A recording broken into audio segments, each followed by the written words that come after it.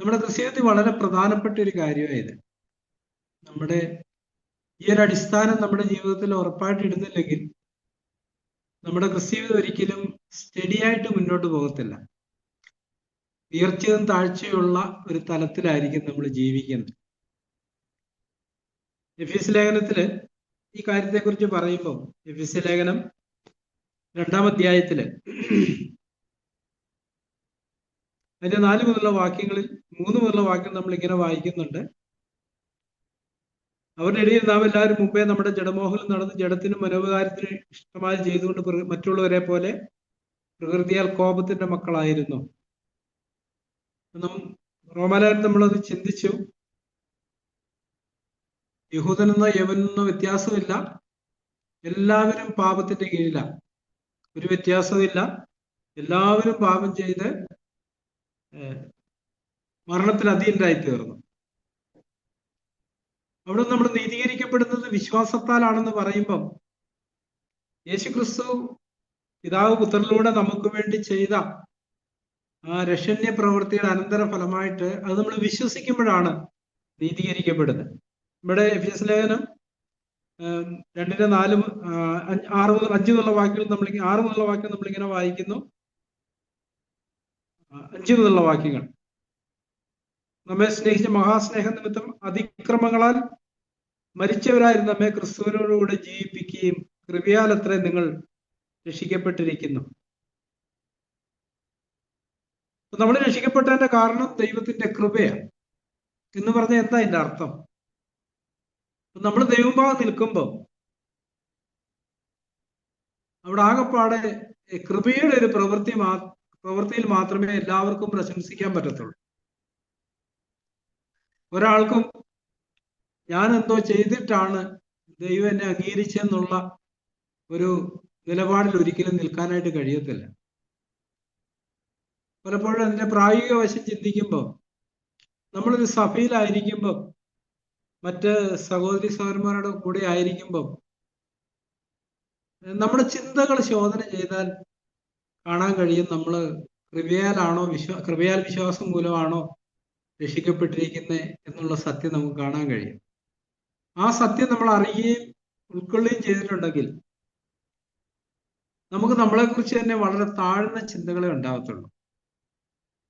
മറ്റുള്ളവരെ നമുക്ക് തുല്യരായിട്ട് കാണാനായിട്ടും അംഗീകരിക്കാനായിട്ടും ഉൾക്കൊള്ളാനായിട്ടും ബഹുമാനിക്കാനായിട്ടും കഴിയും. നമ്മുടെ ചിന്തകളിൽ ആരെക്കുറിച്ചെങ്കിലും നമ്മൾ അവരെക്കാൾ കുറച്ചുകൂടെ ശ്രേഷ്ഠരാണെന്ന് ചിന്തിക്കുകയാണെങ്കിൽ അത് കാണിക്കുന്നത് നമ്മൾ വിശ്വാസത്താലുള്ള ഒരു നീതീകരണത്തിന്റെ തലത്തിലല്ല നിൽക്കുന്നത്. നമ്മൾ എന്തുകൊണ്ടാണ് മറ്റുള്ളവരെക്കാൾ നമ്മൾ കുറച്ചുകൂടെ മെച്ചമാണെന്ന് ചിന്തിക്കാൻ കാരണം എന്താ? നമ്മുടെ പ്രവൃത്തികൾ മൂലമാണ്. അപ്പം വിശ്വാസത്താൽ നമ്മൾ സൗജന്യമായിട്ട് നീതീകരിക്കപ്പെട്ട ഒരു വ്യക്തിയാണെങ്കിൽ നമുക്ക് ഒരു കാര്യത്തിൽ പ്രശംസിക്കാൻ ലാഭപ്പാടെ നമുക്ക് പ്രശംസിക്കാനുള്ളത് കർത്താവിൽ മാത്രമേ പ്രശംസിക്കാൻ കഴിയത്തുള്ളൂ. അപ്പം നമ്മുടെ കൂട്ടത്തിൽ സഭയിലായിരിക്കുന്ന എല്ലാവരുടെയും അനുഭവം ഇത് തന്നെയാണ്. എല്ലാവർക്കും കർത്താവിനെ പ്രശംസിക്കാൻ കഴിയത്തുള്ളൂ. ആർക്കും തങ്ങളിൽ തന്നെ പ്രശംസിക്കാൻ കഴിയത്തില്ല. തങ്ങളിൽ തന്നെ പ്രശംസിക്കുന്ന ഒരാളോടുള്ള ബന്ധത്തിൽ അത് സ്വന്തം നീതിയിൽ ഊന്നിയായിരിക്കും നിൽക്കുന്നത്.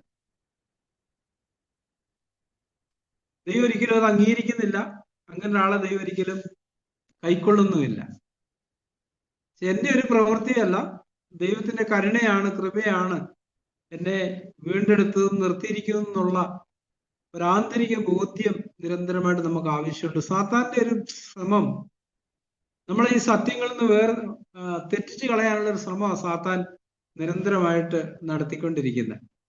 നമ്മൾ പലപ്പോഴും അറിയാതെ ആ തലത്തിൽ നമ്മൾ വീണു പോകാറുമുണ്ട്. തുടർന്ന് നമ്മൾ താഴ്ത്തു വായിക്കുന്ന 6-ാമത്തെ വാക്യത്തിൽ ക്രിസ്തുവിനോട് ജീവിപ്പിക്കാൻ എഫേസ്യർ 2-ന്റെ 6-ാമത്തെ വാക്യത്തിൽ കൃപയാൽ അത്ര നിങ്ങൾ രക്ഷിക്കപ്പെട്ട് ക്രിസ്തുയേശുവിൽ നമ്മെക്കുറിച്ച് ഉള്ള വാത്സല്യത്തിൽ തന്റെ കൃപയുടെ അത്യന്തധനത്തെ വരുംകാലങ്ങളിൽ കാണിക്കേണ്ടതിന് ക്രിസ്തുയേശുവിൽ അവനോടുകൂടി ഉയർത്തെഴുന്നേൽപ്പിച്ച് സ്വർഗത്തിൽ ഇരുത്തുകയും ചെയ്തു.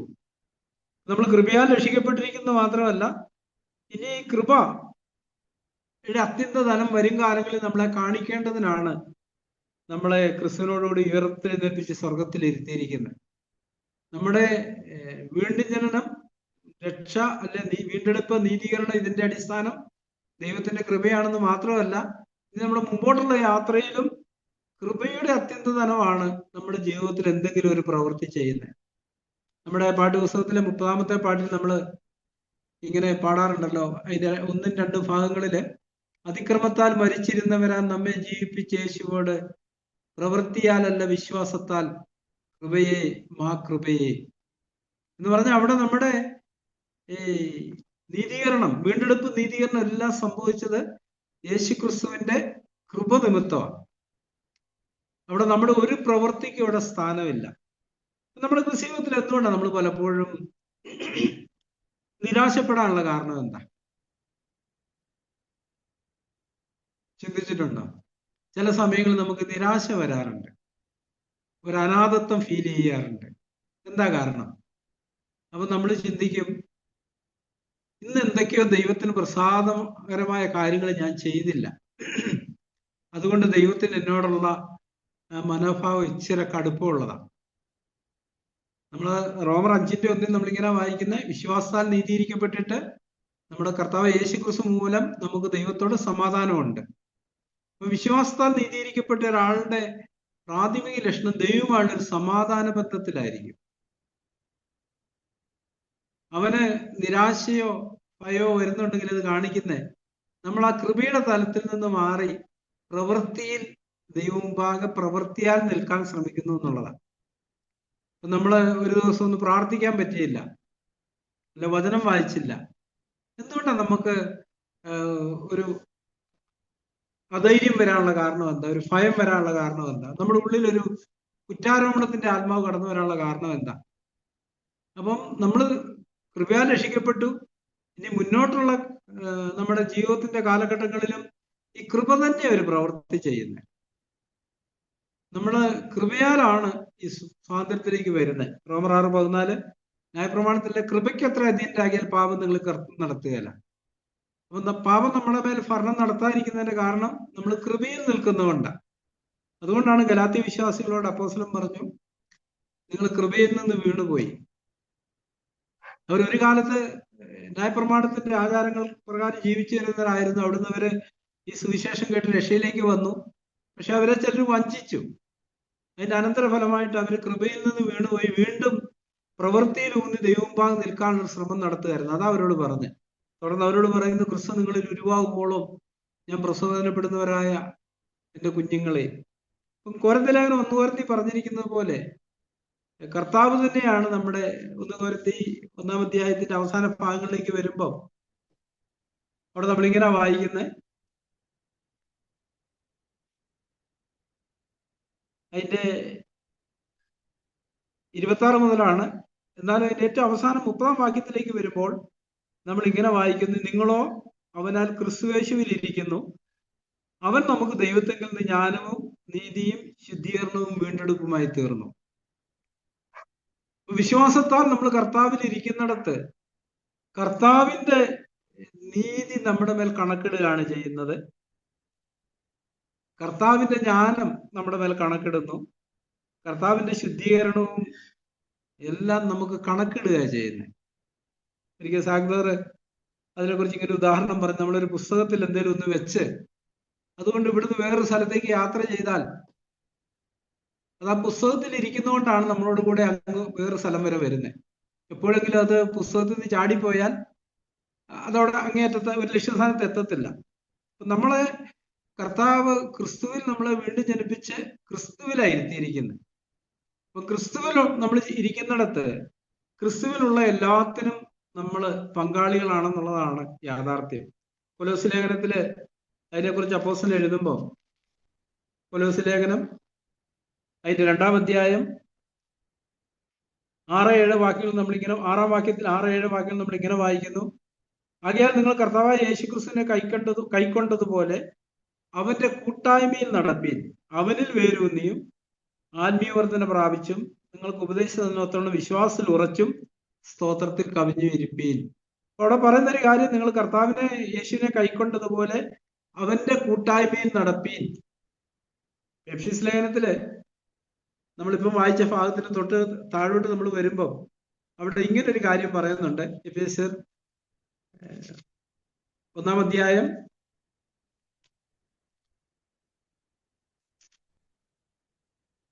2-ാം അധ്യായം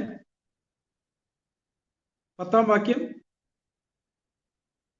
നാം അവന്റെ കൈപ്പണിയായി സൽപ്രവർത്തികൾക്കായിട്ട് ക്രിസ്തുവേശുവിൽ സൃഷ്ടിക്കപ്പെട്ടവരാകുന്നു, നാം ചെയ്തു പോരേണ്ടത് ദൈവം അവ മുന്നൊരുക്കിയിരിക്കുന്നു. പക്ഷെ 9-ാം വാക്യം പറയുന്നത് ഈ ഇതിന്റെ കാരണം ആരും പ്രശംസിപ്പാതിരിക്കാൻ പ്രവൃത്തികളും കാരണമല്ല.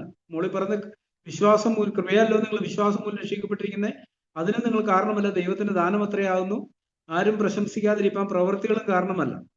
തുടർന്ന് പറയും, നാം അവന്റെ കൈപ്പണിയായി സൽപ്രവൃത്തികൾക്കായിട്ട് ക്രിസ്തുവേശുവിൽ സൃഷ്ടിക്കപ്പെട്ടവരാകും, നാം ചെയ്തു പോരേണ്ടതിന് ദൈവം മുന്നൊരുക്കിയിരിക്കുന്നു. അപ്പൊ നമ്മൾ ഒരിക്കലും ദൈവസഭയിൽ നിൽക്കുന്ന നമ്മുടെ പ്രവൃത്തിയുടെ അടിസ്ഥാനത്തിനല്ല. പക്ഷെ നമ്മൾ വീണ്ടും ജനിച്ചതിന് ശേഷം ചിലതൊക്കെ ചെയ്യണമെന്ന് നമ്മളെ കുറിച്ച് പ്രതീക്ഷിക്കുന്നുണ്ട് ദൈവം. ഇവിടെ ഏതാ പറഞ്ഞിരിക്കുന്നത്?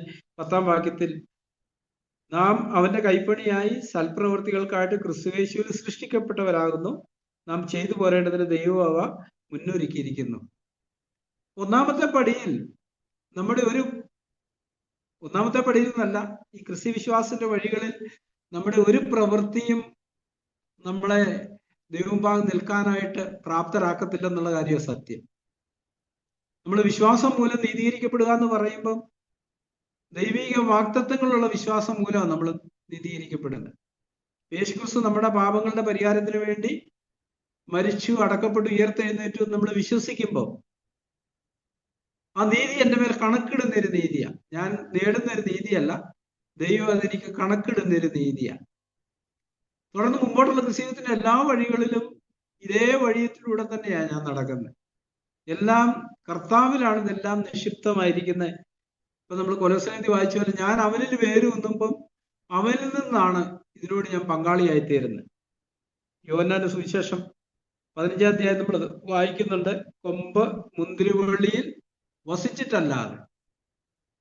നമ്മൾ വിശ്വാസത്താൽ കർത്താവിൽ വസിക്കുന്നതിന് അനന്തരഫലമായി കർത്താവിലുള്ള എല്ലാ നന്മകളും അതിന്റെ പങ്കാളിത്തത്തിലേക്ക് നമ്മൾ കടന്നു വരിക ചെയ്യുന്നത്. എപ്പോഴെങ്കിലും നമ്മൾ ആ വൃക്ഷത്തിൽ നിന്ന് ആ കൊമ്പ് ഒടിഞ്ഞു പോയിട്ടുണ്ടെങ്കിൽ അതോടുകൂടി അതിന് ഫലം കഴിക്കാനായിട്ട് കഴിയത്തില്ല. ആ കൊമ്പ് വൃക്ഷത്തിൽ വസിക്കുന്നിടത്തോളം കാലമേ അതിന് ഫലം കഴിക്കാൻ കഴിയത്തുള്ളൂ. എന്ന് പറഞ്ഞ പോലെ നമ്മൾ കർത്താവിൽ വസിക്കുന്നിടത്തോളം കാലമേ നമുക്കും കർത്താവിന്റെ രസം നമ്മളിലൂടെ വന്നൊരു ഫലം നമ്മൾ ഉളവാക്കത്തുള്ളൂ. സ്വയമായിട്ട് ഒരിക്കലും നമുക്കൊരു ഫലവും കായ്ക്കാനായിട്ട് കഴിയത്തില്ല. ഈ ഒരു സത്യം നമ്മൾ ആത്മാവിൽ ഗ്രഹിക്കേണ്ട ഒരു ആവശ്യമുണ്ട്. അത് ഗ്രഹിക്കുന്നതോടുകൂടി നമ്മുടെ ഒത്തിരി പ്രശ്നങ്ങൾക്ക് പരിഹാരമാകും. എപ്പോഴും സന്തോഷിക്കാൻ പറയുന്നു, പക്ഷെ നമ്മൾ പലപ്പോഴും ശ്രമിച്ചിട്ട് നമുക്ക് കഴിയുന്നില്ല. പലപ്പോഴും നാം നമ്മുടെ സ്വന്തം ശക്തിയാലാണ് എപ്പോഴും സന്തോഷിക്കാൻ ശ്രമിക്കുന്നത്. അപ്പൊ നമ്മൾ എന്തിനാ സന്തോഷിക്കുന്നത്? എപ്പോഴും സന്തോഷിക്കാൻ പറയുമ്പം, ഇപ്പം കൊരിന്ത്യരിൽ വായിച്ചതുപോലെ കർത്താവിൽ പ്രശംസിക്കട്ടെ എന്ന് പറഞ്ഞ പോലെ തന്നെ നമ്മൾ സന്തോഷിക്കുന്നത് കർത്താവിലാണ്. കാരണം സ്വർഗ്ഗസ്ഥനായ പിതാവ് പുത്രനിലൂടെ നമുക്ക് നൽകിയിരിക്കുന്ന നന്മകളിലാണ് നമ്മൾ സന്തോഷിക്കുന്നത്. 2 പത്രോസിന്റെ ലേഖനം 1-ാം അധ്യായത്തിൽ നമ്മൾ ഇങ്ങനെ വായിക്കുന്നുണ്ടല്ലോ, 2 പത്രോസ് 1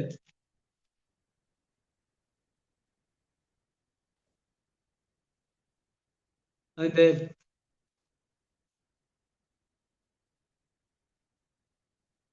3-ാമത്തെ വാക്യത്തിൽ,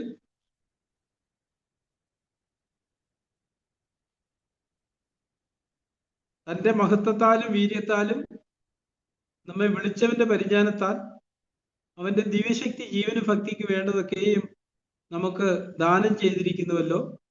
അവയാൽ അവൻ നമുക്ക് വിലയേറിയതും അതിമഹത്വമായ വാഗ്ദത്തങ്ങളും നൽകിയിരിക്കുന്നു. ഇവയാൽ നിങ്ങൾ ലോകത്തിന് മുഖത്തുള്ള നാശം വിട്ടൊഴിഞ്ഞ് ദിവ്യ സ്വഭാവത്തിന് കൂട്ടാളികളായി തീരുവാൻ ഇടവരുന്നു.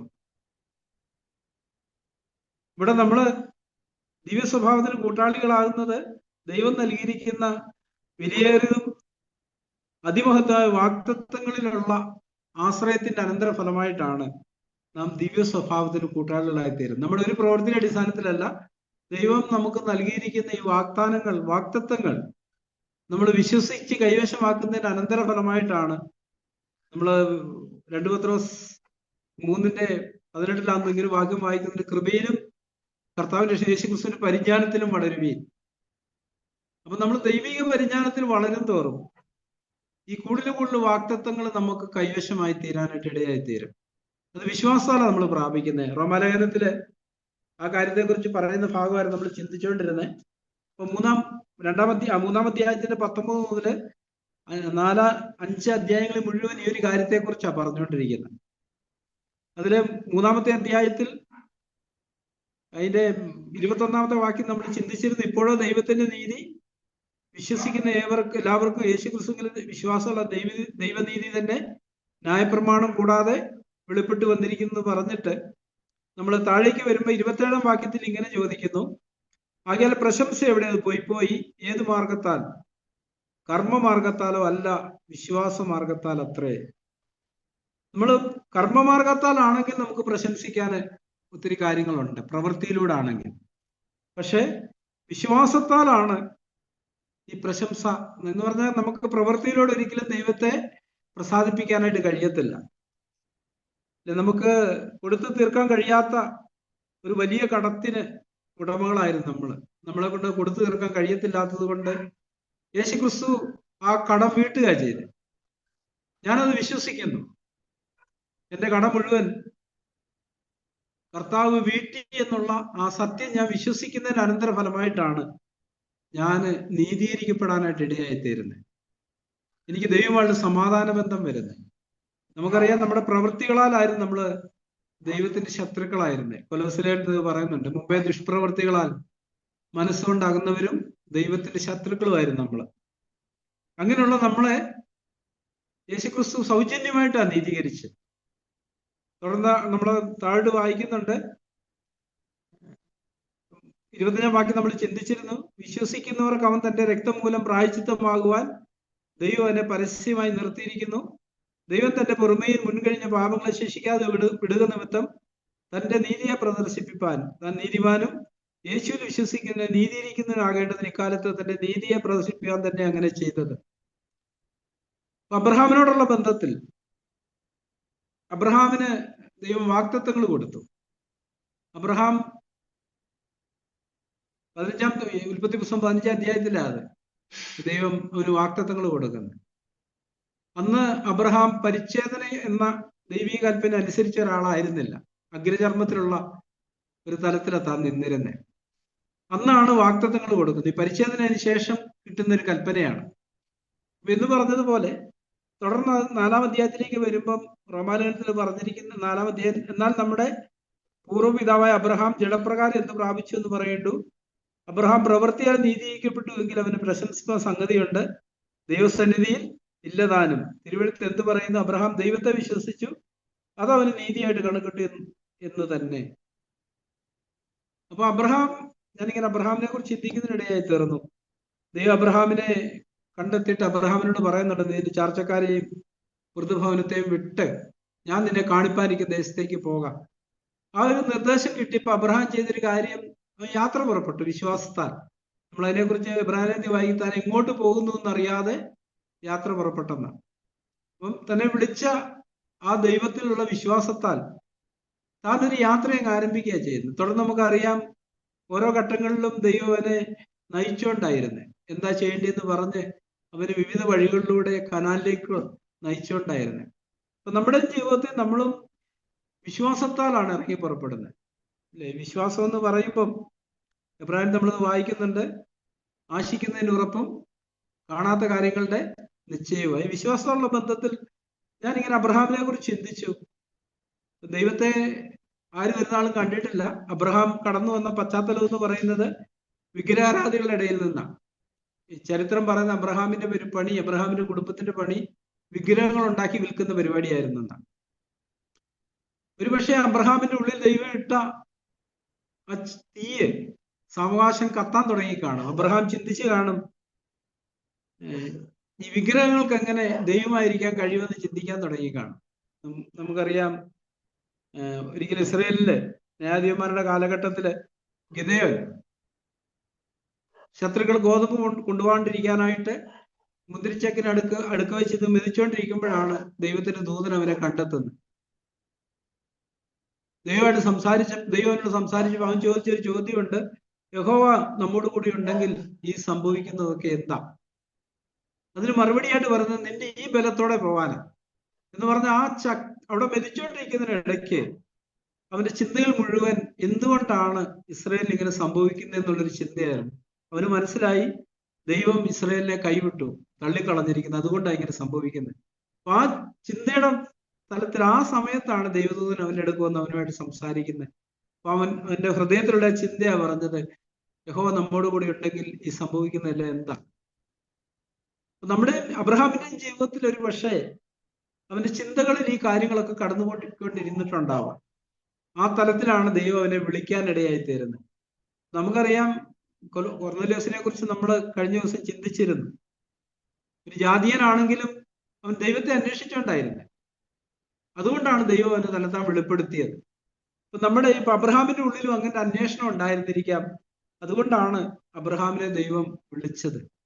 ഞാൻ നിന്നെ കാണിപ്പാൻ എനിക്ക് ദേശത്തേക്ക് പോകാൻ പറഞ്ഞപ്പം താൻ എങ്ങോട്ട് പോകുന്നറിയാതെ പുറപ്പെട്ടു നമ്മൾ വായിക്കുന്നത്. നമ്മുടെ ക്രിസ്തീയത്തോടുള്ള ബന്ധത്തിൽ നമ്മളും ഇങ്ങനെയൊക്കെ ആരംഭിക്കുന്നത്. ഞാൻ പലപ്പോഴും ചിന്തിക്കാറുണ്ട്, ഈ ക്രൈസ്തവ പശ്ചാത്തലത്തിൽ ജനിച്ചു വളർന്നവരോടുള്ള ബന്ധത്തിൽ അവർക്ക് ചില അടിസ്ഥാനങ്ങളൊക്കെ ഉണ്ട്. അതുകൊണ്ട് തന്നെ അവർക്ക് വിശ്വാസമാർഗം എന്ന് പറയുന്നത് അത്ര എളുപ്പമുള്ളൊരു കാര്യമല്ല. ഞാൻ കഴിഞ്ഞ ദിവസങ്ങളിൽ പറഞ്ഞിരുന്നത് എൻ്റെ ഓർമ്മ, ഒരു ചെറുപ്പക്കാരനെ കണ്ടുമുട്ടി. അവന് എനിക്കൊരു മെസ്സേജ് വിട്ട് എനിക്ക് സ്നാനപ്പെടണം. അപ്പൊ ഞാൻ 18 വയസ്സേ ഉള്ളൂ. അവൻ എൻ്റെ അടുത്ത് പറഞ്ഞൊരു കാര്യം, ഈ പ്രായത്തിനിടയ്ക്ക് എല്ലാവിധ അഡിക്ഷനും ഉണ്ടായിരുന്നു. അവന് നിരാശനായിരുന്നു. അവൻ എല്ലാ മതങ്ങളെ കുറിച്ച് അന്വേഷിച്ചു. അവസാനം ബൈബിള് കിട്ടി. ആ ബൈബിള് വായിച്ച് അവൻ രക്ഷിക്കപ്പെട്ടു. അവൻ എന്നോട് പറഞ്ഞൊരു കാര്യം, ഈ ബൈബിള് വായിക്കാൻ തുടങ്ങിയോടുകൂടി എൻ്റെ എല്ലാ അഡിക്ഷനും പോയി. യേശുവിന്റെ സ്നേഹം എന്നെ പിടിച്ചു. എനിക്ക് അതുകൊണ്ട് ഇനി അടുത്ത പടിയായിട്ട് സ്നാനപ്പെടണം. പക്ഷെ ഞാൻ ചിന്തിക്കായിരുന്നു, നമ്മുടെയൊക്കെ സഭകളിൽ നമ്മുടെ തലമുറകളോടുള്ള ബന്ധത്തിൽ, കുഞ്ഞുങ്ങളോടുള്ള ബന്ധത്തിൽ ആ നിലയിൽ ഇങ്ങോട്ട് നമ്മളോട് ആവശ്യപ്പെടുന്നവർ വളരെ ചുരുക്കമാണ്. നമ്മൾ അങ്ങോട്ട് ഒത്തിരി കാര്യങ്ങളൊക്കെ പഠിപ്പിച്ച് അവരോട് പറഞ്ഞു കൊടുത്താണ് അവർ പ്രതികരിക്കാൻ തുടങ്ങുന്നത്. പക്ഷെ അങ്ങനത്തെ ഒരു പശ്ചാത്തലം ഇല്ലാത്ത ഈ 18 വയസ്സുള്ള ഈ കുട്ടി അവരിങ്ങോട്ടത് ആവശ്യപ്പെടുമ്പോൾ അതിന്റെ അർത്ഥം എന്താ? അവർക്ക് വളരെ എളുപ്പമാണ്, സിമ്പിളായത് ഇത് വിശ്വസിക്കാനും കൈക്കൊള്ളാനും അംഗീകരിക്കാനൊക്കെ വളരെ സിമ്പിളായിട്ട്. കാരണം ദൈവത്തിന്റെ പരിശുദ്ധാത്മാവ് ആ നിലയിൽ അവരുടെ ഉള്ളിൽ പരിവർത്തിക്കുന്നുണ്ട്. അവർക്ക് വിശ്വസിക്കാന്ന് പറയുന്നത് കുറെ കൂടെ എളുപ്പമാണ്. പക്ഷെ നമ്മൾ പലപ്പോഴും ആ വിശ്വാസ തലത്തിലേക്ക് നമുക്ക് കടന്നു വരാനായിട്ട് കഴിയുന്നില്ല. നമ്മൾ ആ സ്ഥാനങ്ങളിലെല്ലാം നമ്മുടെ പ്രവൃത്തിയെ കുറിച്ച് അന്വേഷിക്കുന്നത്. നമ്മൾ പ്രവൃത്തിയിൽ ഊന്നി ദൈവഭാഗം നിൽക്കാനുള്ളൊരു ശ്രമമാണ് നടത്തുന്നത്. ഇവിടെ നമ്മളിങ്ങനെ വായിക്കുന്ന, അബ്രഹാം ജഡപ്രകാരം നമ്മുടെ പൂർവ്വപിതാവായ അബ്രഹാം ജഡപ്രകാരം എന്ത് പ്രാപിച്ചു എന്ന് പറയാം. അബ്രഹാം പ്രവൃത്തിയാൽ നീതീകരിക്കപ്പെട്ടുവെങ്കിൽ അവന് പ്രശംസിക്കാൻ സംഗതിയുണ്ട്, ദൈവസന്നിധി ഇല്ലതാനും. തിരുവെഴുത്ത് എന്ത് പറയുന്നു? അബ്രഹാം ദൈവത്തെ വിശ്വസിച്ചു, അത് അവനെ നീതിയായി കണക്കിട്ടു എന്നത് തന്നെ. എന്നാൽ പ്രവർത്തിക്കുന്നതിന് കൂലി കണക്കിടുന്നത് കൃപയായിട്ടല്ല, കടമായിട്ടത്രേ. പ്രവർത്തിക്കാത്തവനെങ്കിലും അഭക്തനെ നീതിയിരിക്കുന്നത് വിശ്വസിക്കുന്നവന് അവന്റെ വിശ്വാസം നീതിയായി കണക്കിടുന്നു. അവനൊരു പ്രവൃത്തിയില്ല, അവൻ ആ പാടെ ചെയ്യുന്നൊരു കാര്യം, അഭക്തനെ നീതിയിരിക്കുന്ന ദൈവത്തിൽ അവൻ വിശ്വസിക്കുന്നു. ആ വിശ്വാസം, അവന്റെ വിശ്വാസം നീതിയായിട്ട് കണക്കിടുന്നു. തുടർന്ന് 6-ാം വാക്യം നമ്മൾ വായിക്കുന്നു, ദൈവം പ്രവൃത്തി കൂടാതെ നീതി കണക്കിടുന്ന മനുഷ്യന്റെ ഭാഗ്യം. ദാവീദും വർണ്ണിക്കുന്നത്, അധർമ്മം മോചിച്ചും പാപം മറച്ചു കിട്ടിയവർ ഭാഗ്യവാന്മാർ, കർത്താവ് പാപം കണക്കിടാത്ത മനുഷ്യൻ ഭാഗ്യവാൻ. യഥാർത്ഥത്തിൽ ഈ ദൈവവചനത്തിന്റെ കേൾവി ഒരു വ്യക്തിയുടെ ഉള്ളിൽ ഈ വിശ്വാസം ഉളവാക്കുക ചെയ്യുന്നത്.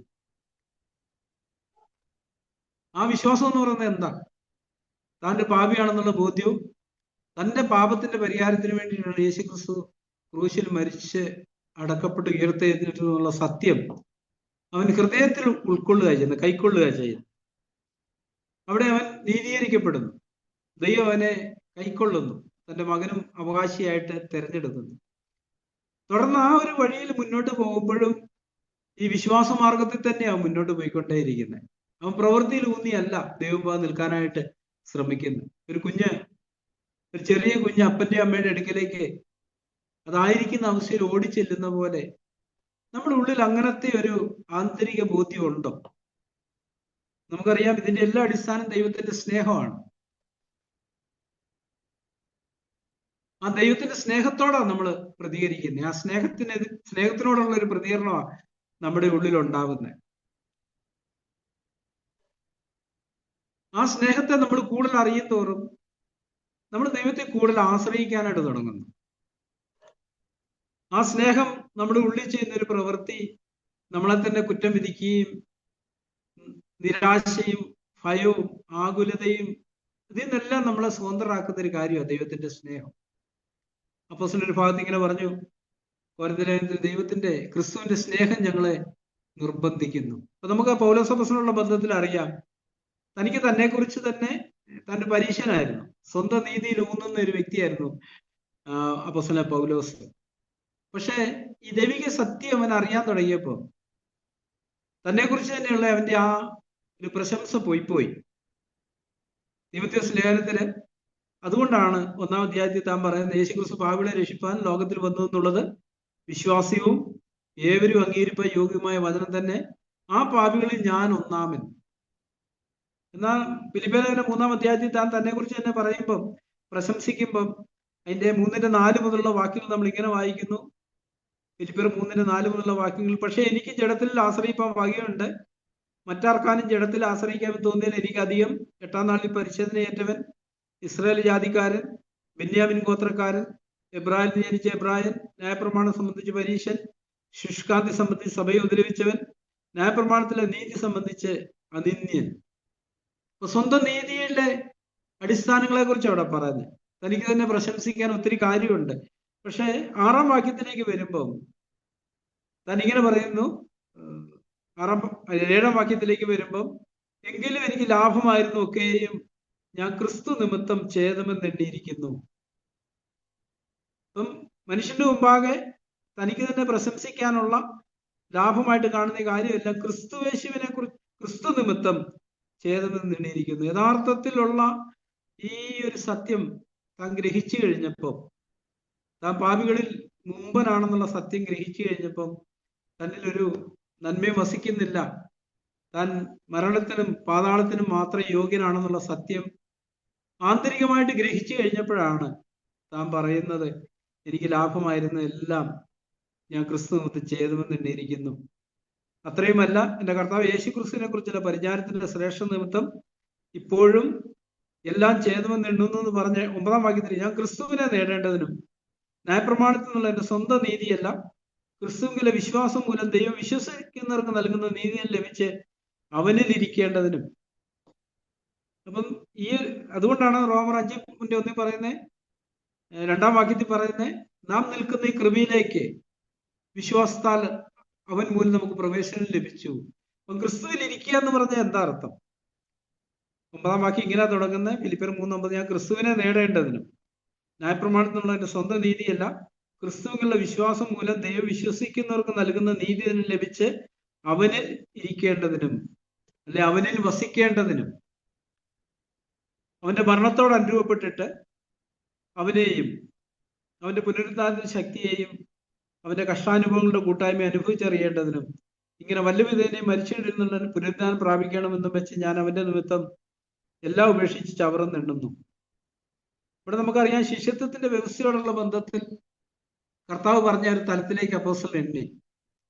ക്രിസ്തു നിമിത്തം എല്ലാം ഉപേക്ഷിച്ചു, എല്ലാം ഛേദമെന്നെണ്ണി, എല്ലാം വിട്ടു, കർത്താവിന്റെ പിന്നാലെ. ഇപ്പൊ അവിടെ ആ 10-ാം വാക്യത്തിൽ പറയുന്നത്, അവന്റെ മരണത്തോട് അനുഭവപ്പെട്ട് അവനെയും അവന്റെ പുനരുദ്ധാന ശക്തി അവന്റെ കഷ്ടാനുഭവ കൂട്ടായ്മ അനുഭവിച്ചറിയേണ്ടതിനും എല്ലാം ഉപേക്ഷിക്കുന്ന ഒരു മനോഭാവം അവിടെ കാണാനായിട്ട് കഴിയുന്നു. അതുകൊണ്ടാണ് പൗലോസ് അപ്പോസ്തലൻ ഗലാത്യർ 2:20 പറഞ്ഞ്, ഇനി ജീവിക്കുന്ന ഞാനല്ല, ക്രിസ്തുവായി എന്നിൽ ജീവിക്കുന്നത്. ഈ ഒരു സത്യത്തിലേക്കുള്ള ഒരു ആന്തരിക ദർശനം നമുക്ക് ലഭിക്കുമ്പോഴാണ് നമ്മൾ യഥാർത്ഥത്തിൽ ഒരു സന്തോഷത്തിന്റെ തലത്തിലേക്ക് പ്രവേശിക്കുന്നത്. ഈ വിശ്വാസത്താലുള്ള നീതീകരണം എന്നുള്ള സത്യം നമ്മൾ യാഥാർത്ഥ്യമായി തീരുകയും നമ്മളത് ഗ്രഹിക്കുകയും ചെയ്ത് കഴിയുന്നിടത്ത് ദൈവരാജ്യത്തെക്കുറിച്ച് റോമാലേഖനത്തിൽ പറഞ്ഞൊരു കാര്യം സത്യമായി തീരാൻ തുടങ്ങും. ദൈവരാജ്യം ഭക്ഷണവും പാനീയമല്ല, നീതി, സമാധാനം, പരിശുദ്ധാത്മാവിലുള്ള സന്തോഷം. അപ്പൊ സാത്താൻ എപ്പോഴും ശ്രമിക്കുന്ന ഒരു കാര്യം ഈ ഒരു സത്യത്തിലേക്ക് നമ്മൾ ഒരിക്കലും കടന്നു വരരുതെന്നുള്ളതാണ്. നമ്മളത് ഒരു ഭാഗത്ത് ഇങ്ങനെ വായിക്കുന്നുണ്ട്, 2 കൊരിന്ത്യയില് ഈ തേജസ്സുള്ള സുവിശേഷത്തിന്റെ പ്രകാശനം ലഭിക്കാതിരിപ്പാൻ ഈ ലോകത്തിന്റെ ദൈവം അവിശ്വാസികളുടെ മനസ്സ് കുരുടാക്കി കളയുന്നു. ഈ ദൈവിക നമ്മൾ വീണ്ടും ജനിച്ചു കഴിഞ്ഞാലും ഈ ഒരു പൂർണ്ണതയിലേക്കുള്ള ആച്ചിൽ നിന്ന് നമ്മളെ തടയാനായിട്ട് സാത്താൻ കൂടുതൽ നമ്മുടെ കണ്ണുകളെ അന്ധമാക്കിക്കൊണ്ടേയിരിക്കും. പക്ഷെ നമ്മളിത് അറിയും തോറുമാണ് നമ്മൾ സ്വാതന്ത്ര്യത്തിലേക്ക് വരുന്നത്. ഈ സ്വാതന്ത്ര്യമാണ് നമ്മൾ മറ്റുള്ളവരോട് പറയാനായിട്ട് തുടങ്ങുന്നത്. നമ്മുടെ വ്യക്തി ജീവിതങ്ങളിൽ സ്വാതന്ത്ര്യം നമ്മൾ അനുഭവിക്കുന്നു. അത് നമ്മുടെ കുടുംബജീവിതത്തിലേക്ക് വ്യാപരിക്കുന്നു.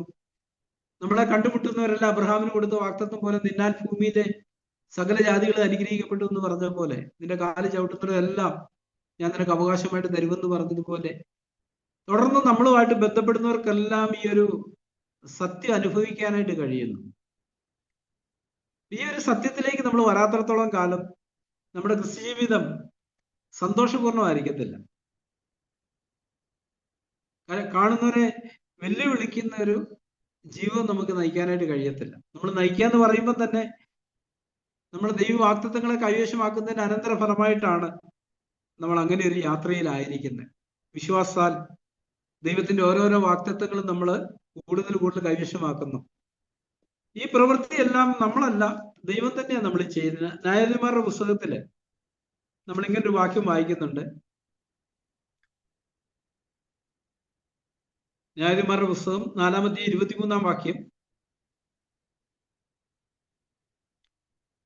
ന്യായാധിപന്മാർ 4:23. ഇങ്ങനെ ദൈവം അന്ന് കനാന്യ രാജാവായ യാബിനെ ഇസ്രായേൽ മക്കൾക്ക് കീഴടക്കി. ഇസ്രായേൽ മക്കൾ കീഴടക്കി എന്നല്ല പറയുന്നത്, ദൈവം ഇസ്രായേൽ മക്കൾക്ക് കീഴടക്കി.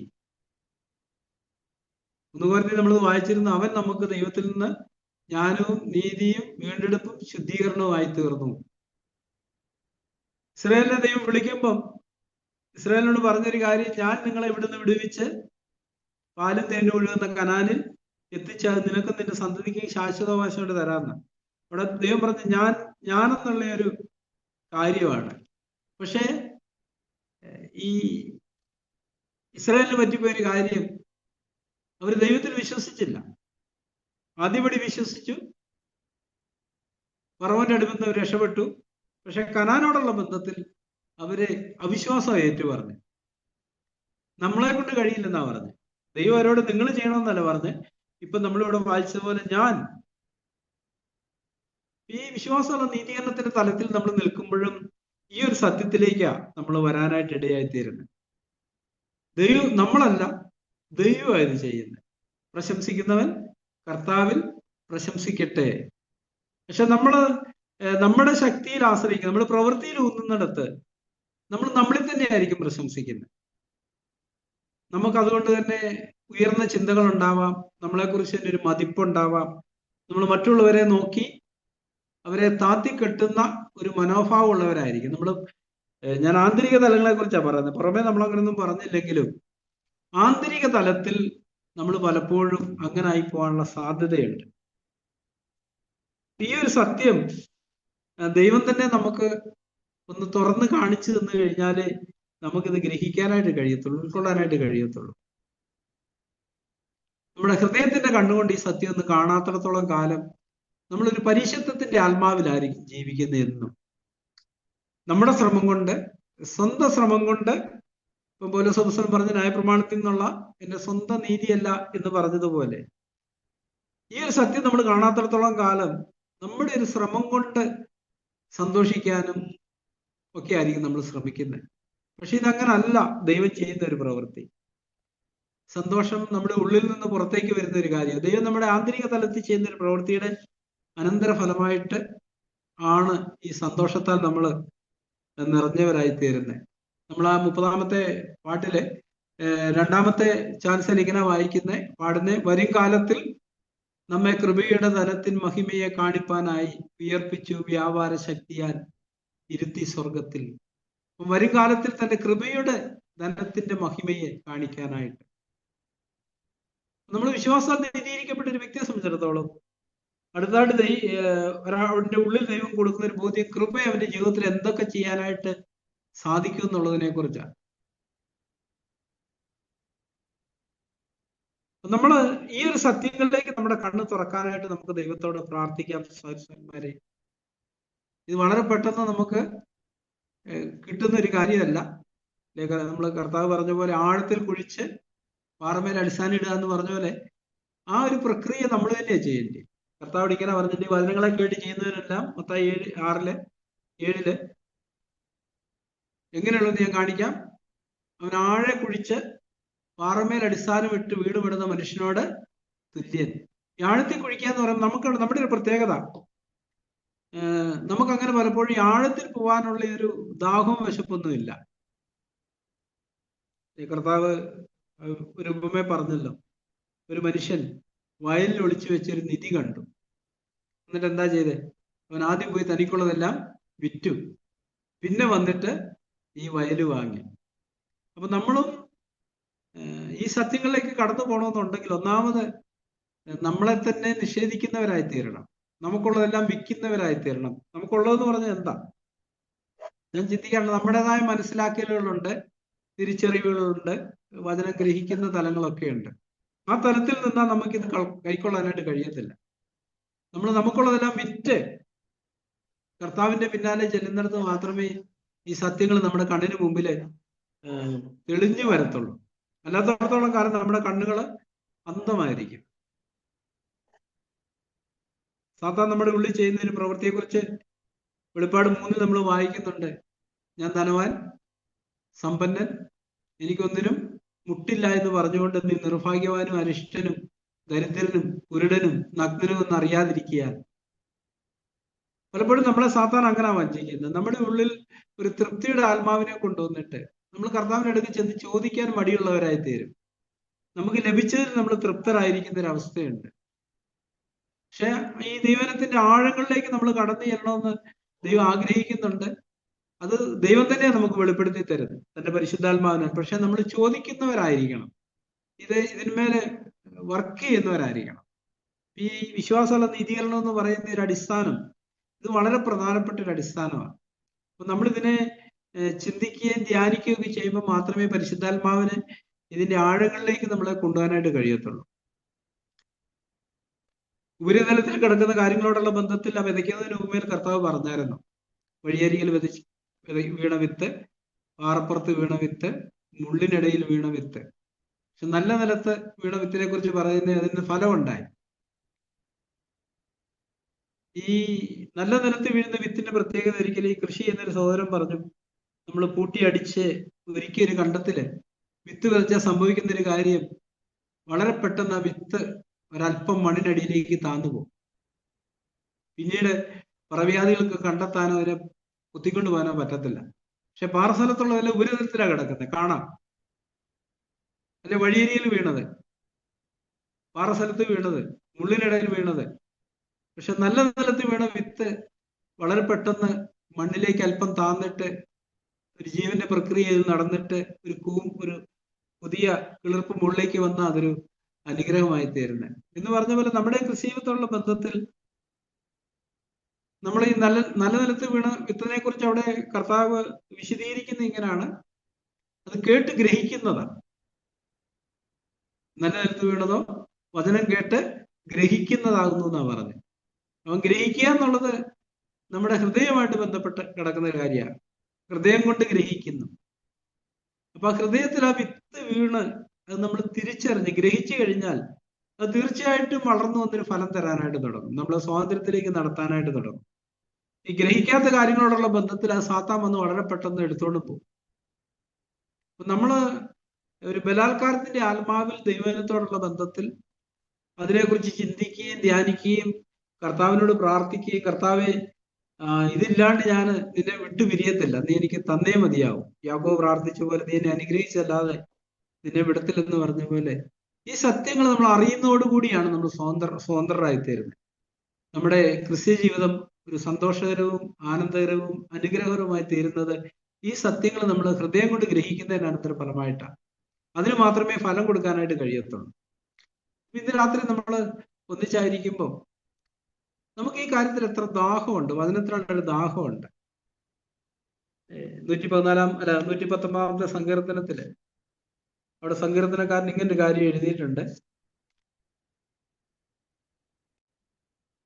119 സങ്കീർത്തനത്തില് അതിന്റെ 47-48 വാക്യങ്ങളാണ്. ഞാൻ നിന്റെ കൽപ്പനകളിൽ പ്രമോദിക്കുന്നു, അവ എനിക്ക് പ്രിയമായിരിക്കുന്നു. എനിക്ക് പ്രിയമായിരിക്കുന്ന നിന്റെ കൽപ്പനകളിലേക്ക് ഞാൻ കൈകളെ ഉയർത്തുന്നു, നിന്റെ ചട്ടങ്ങളെ ഞാൻ ധ്യാനിക്കുന്നു. ഇവിടെ സങ്കീർത്തനക്കാരൻ പറയുന്ന ഒരു കാര്യം, ഞാൻ നിന്റെ കൽപ്പനകളിൽ പ്രമോദിക്കുന്നു, അല്ലെ നിന്റെ വചനത്തിൽ പ്രമോദിക്കുന്നു, അവ എനിക്ക് പ്രിയമായിരിക്കുന്നു.